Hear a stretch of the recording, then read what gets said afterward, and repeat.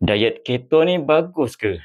Ketosis ialah reaksi semula jadi bila badan kekurangan karbohidrat. Bila glukos masuk kurang, hati mula pecahkan lemak dan hasilkan badan keton sebagai tenaga utama. Sebab tu orang dalam ketosis bakar lemak lebih banyak. Memang betul diet keto boleh bantu turunkan berat, tapi cepatnya tu sebab air badan keluar dulu, bukan lemak. Berat sebenar mula turun bila simpanan glikogen dah habis. Kelebihan lain, ia bantu kawal hormon lapar. Jadi, kita makan kurang tanpa sedar. Namun, bila lama sangat tak ambil karbo, boleh kena demam keto. Rasa pening, letih, susah fokus.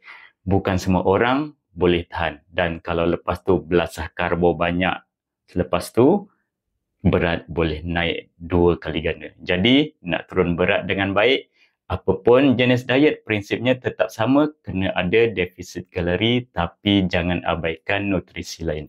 Kurangkan karbo kalau nak, tapi pastikan protein, serat dan mineral cukup.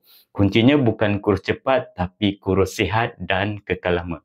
Jemput follow, like, komen dan share video ini. Kita sambung lepas ni. Betul ke senaman untuk perut tak ada kesan kempiskan perut?